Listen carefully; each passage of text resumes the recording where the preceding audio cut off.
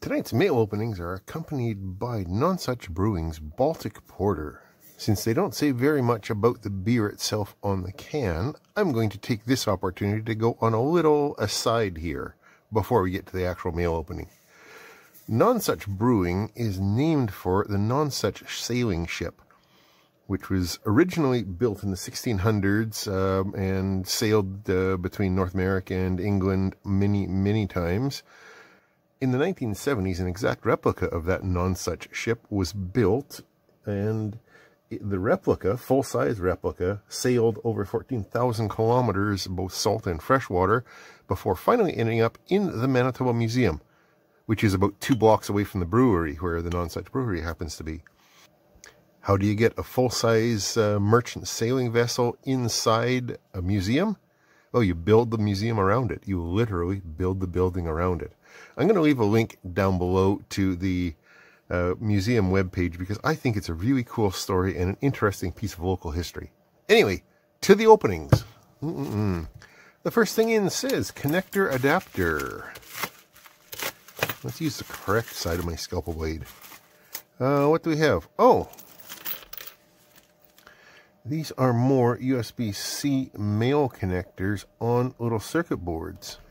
And similar to the previous ones that I got, these have voltage and ground, and then the data plus and data minus pins broken out to the edge.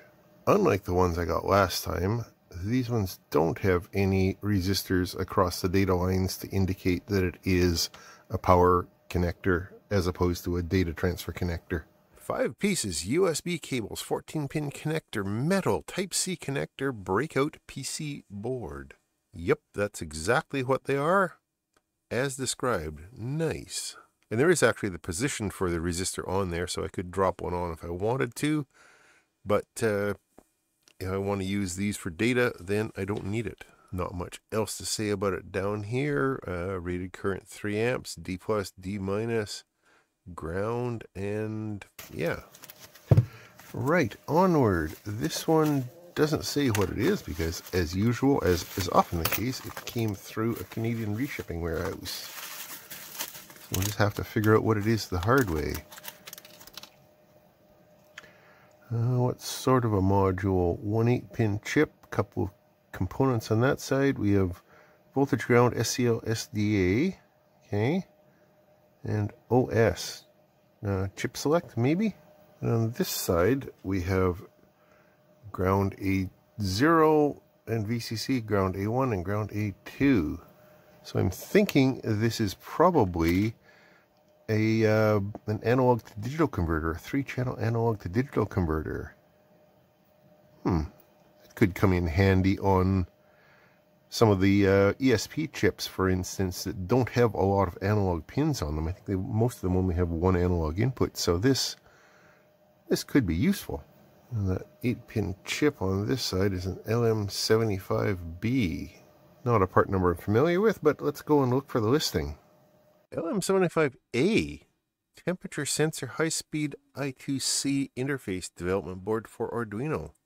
The options are LM75A, blue, purple, and red. Okay, what's the difference? Okay, that's not the one that I got. It's definitely not the one that I got. That kind of looks like it. Okay, so now I'm confused. If it's temperature sensor, why does it have those analog inputs? Ah, they're address pins. Okay, that makes more sense.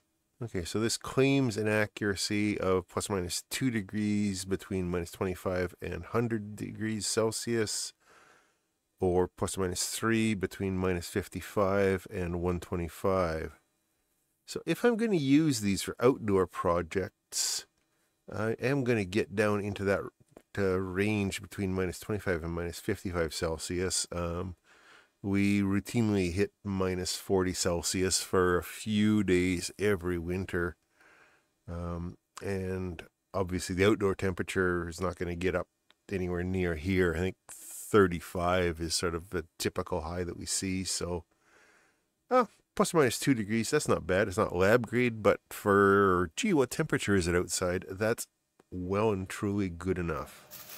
Oh, and when I was putting the packaging away, I noticed there was also some little surface mount chips in the same package, obviously from the same seller, which are more LM75A. I guess it should be no surprise that the description is all the same because it came from the same seller. These were $2.54 Canadian for the 5 of them, plus $1.69 shipping, but they combined shipping with the, where are they? This guy here, which was $1.72. So, yay for that. Right, next thing in, it says scraper. Scraper. Interesting. Uh-oh. Oh. Those are like artist's palette knives. Okay. Oh, I know why I bought these. Back when I bought these, Chuck Hellebuck, his YouTube channel is called Chep.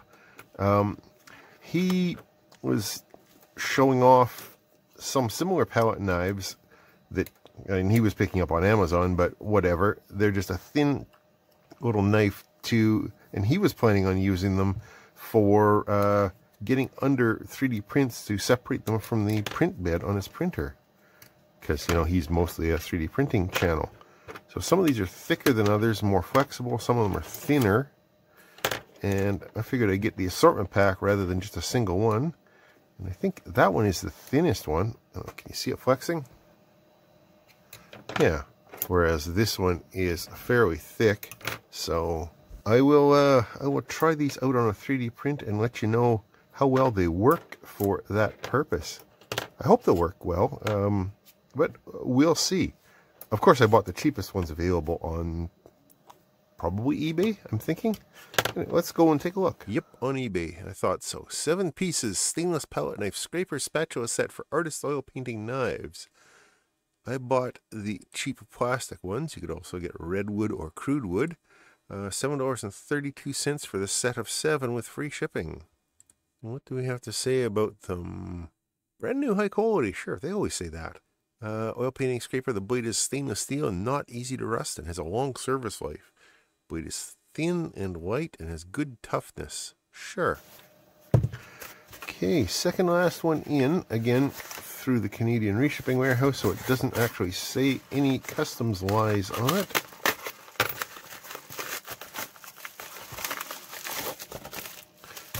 Oh, well, that's well packaged. Bubble pack inside bubble pack.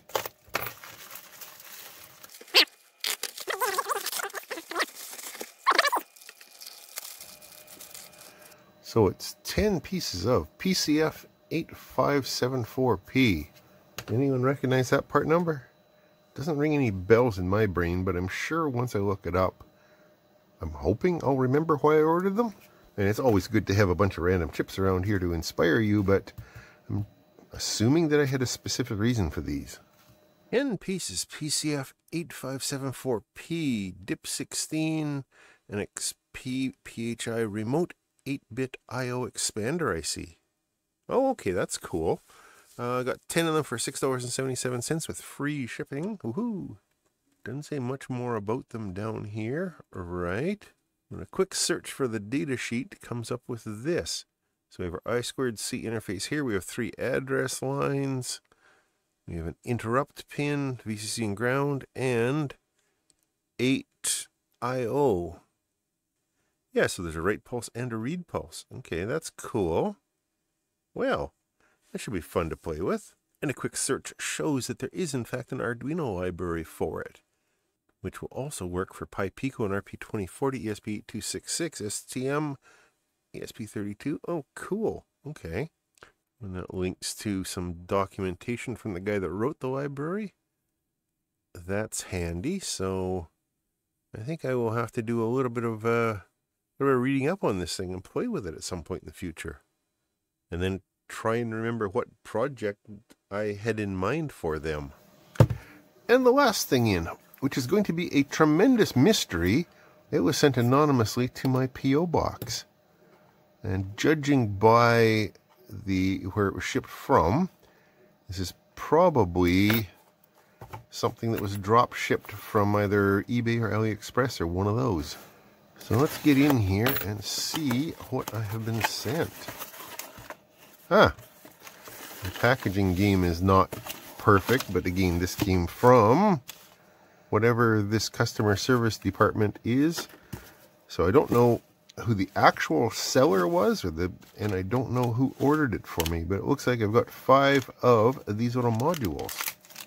What do we see in here? We have an inductor, we have a capacitor, we have a diode, we have a chip, and we have a potentiometer. We have V in, plus and minus marked over there, and we have plus and minus marked over here. That looks to me like a voltage converter module. The chip that this is based on is an XL1609. So yeah, this looks familiar. I'm going to go out on a limb and say that it is in fact a DC to DC converter. I just don't know if it's a buck or a boost. Okay, so it is in fact the voltage converter. This one is a buck converter. Right. Yeah, that looks very much like the component layout that we've got on the board. So yeah, let's give that a shot, I guess. I suppose the obvious way to check is just to throw some voltage at it and see what comes out the other side. So power on, 5 volts coming in here, and it looks like 5 volts coming out the other side. So what happens if we adjust the pot? Nothing in that direction.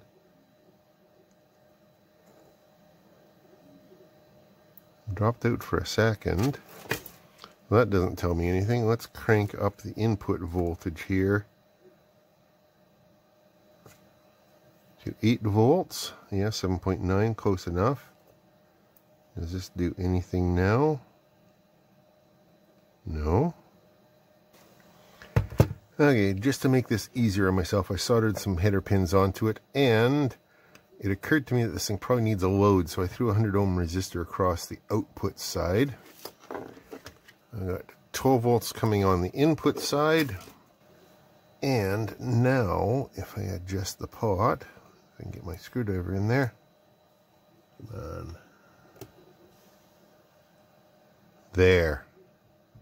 Now we can get various voltages.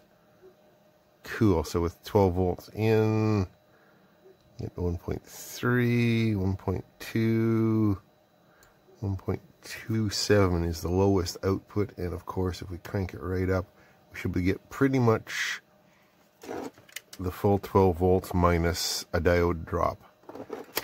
So those I think will be right properly handy to add to my accumulation of DC to DC converters, because they are just a super useful little module to have around. Anyway, let me clean this up and we'll wrap up here. Well, that was fun. I'm sure I'm going to find some project uses for many of these things, and I have to figure out, I have to go looking back through my notes or my memories or my YouTube watch history or something to figure out what I had in mind when I ordered these multiplexers and these temperature sensors. The temperature sensors, I think I have an idea. I've been mulling around in my mind for a little while to do indoor-outdoor temperature monitoring for my garage using Wi-Fi, because I got Wi-Fi at my garage. I've been thinking that might be an option to do it. Again, because most of the Wi-Fi enabled chips don't have more than one analog input pin, then I'm going to want something that's got a digital interface, and these might just be the ticket. Not sure. These USB-C connectors, always useful things to have around. These palette knives. Well, I've started a 3D print, so when that is done, I will insert footage here of me testing to see if I can use these, and if they're as slick as what Chuck suggested they are. That picks up the prime line pretty well. Does that get under there? Not really. Let's try this skinny one then. That's not getting under there all that effectively. Yeah, I know my bed's dirty. That's a bunch of glue stick on there. Could Chuck have lied to me? I wonder if this will just break loose like that. Okay, well, it seems to sort of work for thin things, but something that's not flexible like a big chonker like that cable hook, not so much. Oh well, they were cheap. I guess it's time for all the thank yous. Of course, thank you to my anonymous benefactor who sent these DC to DC converters to my P.O. box. I always appreciate getting surprises in the mail like that. Thanks to my Patreon supporters and my YouTube channel members who financially support the channel and help keep the mailbags rolling in, and equally importantly, help keep my beer fridge full. And of course, thanks to all you guys for watching every week and commenting and just being there. I appreciate it, and that's the kind of encouragement that keeps me doing these things. I will talk to you later. Oh, questions, comments down there. You knew that already. It's YouTube coming. You know what goes on down below. There's things to click on. There's, thanks. Talk to you later.